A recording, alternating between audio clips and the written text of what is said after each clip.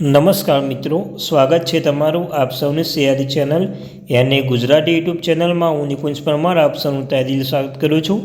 તો મિત્રો, આજના વિડીયોમાં વાત કરવાના છે ગુજરાત એટલે મિત્રો ગુજરાતના રાજ્ય સરકારના ધારા જે સરકારી કર્મચારીઓ છે તેમના માટે મહત્ત્વનો પરિપત્ર જાહેર કરવામાં આવે છે। ભૂપેન્દ્ર પટેલની સરકાર દ્વારા એક મહત્ત્વનો પરિપત્ર જાહેર કરવામાં આવે છે।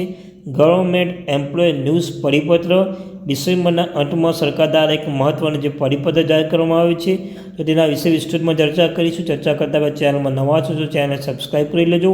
તમને આ ચેનલ પર સરકારી કર્મચારી, નિવૃત્ત કર્મચારી, પેન્શન બાબતે હરેક અપડેટ મળતી રહેશે।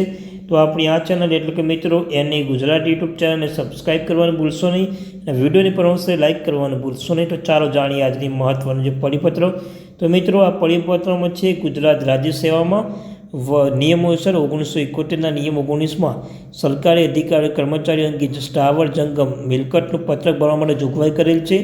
જે તે કેલેન્ડર વર્ષમાં સ્થાવર મિલકતનું પત્રકો સંબંધિત કેલેન્ડર વર્ષ એટલે જાન્યુઆરી ડિસેમ્બર સુધી પૂરું થયા પછી મહિના એટલે તરત જાન્યુઆરી મહિનો આ ભરવામાં આવે છે। તો ગુજરાત રાજ્ય સેવા વર્તુક નિયમ 1971ના નિયમ 19 હેઠળ ઉક્ત વિચાર નિર્દેશ ક્રમાંક અનુસાર પરિપત્ર સરકારી અધિકાર દ્વારા નિયત સમય મર્યાદા મિલકત પત્ર રજૂ કરવામાં ન આવે તો તેમના પગાર અટકાવવા બાબત સૂચનાઓને પરિપત્ર કરવામાં આવે છે।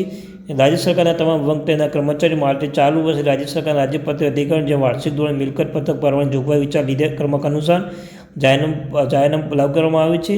જેના અનુસંધાને રાજ્યના વંકટેના કર્મચારીઓની HRPA નંબર જનરેટ કરવા, રજીસ્ટ્રેશન કરવા અને કર્મચારીની વર્ષ ટેવીના કેલેન્ડર વર્ષના જાન્યુઆરી ડિસેમ્બર સુધી મિલકત પત્ર કર્મયોગી સોફ્ટવેર અંતર્ગત ઇલેક્ટ્રોનિક સ્ટોર ઓનલાઈન ભરવા તે તમામ કામગીરીઓ 15/5/2024 સુધી પૂર્ણ કરવા ઉપયુક્ત વિચાર નિર્દેશ ક્રમાંક અનુસાર પરિપત્રની સૂચના આપવામાં આવે છે। ત્યારબાદ ઉપયુક્ત વિચાર નિર્દેશ અનુસાર 4/5ના પરિપત્ર ઉક્ત કામગીરી પૂર્ણ કરવાની સમયમર્યાદા પણ સમાંતર લંબાવી છે।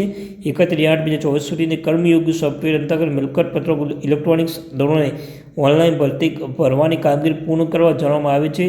ત્યારબાદ ઉપયુક્ત વિચાર નિર્દેશ અનુસાર પરિપત્ર સદર કામગીરી પૂર્ણ કરવાની સમયમર્યાદા 20/11/2024 સુધી લંબાવવામાં આવી હતી। મિત્રો, જે લંબાવવામાં આવી છે તેમાં એક મહત્ત્વની અપડેટ એ છે કે જે દર્શાવે છે મિત્રો કામગીરી સમયમાં પૂર્ણ ન થાય તે સમય જો કામગીરી મિલકત પત્ર ભરવાની કામગીરી બાકી રહેવા માટે અંગે કચેરીના વડા સર્વગ્ર સંચાલક જવાબ નક્કી કરી ખાતરી કાર્યવાહી હાથ ધરવામાં આવી છે।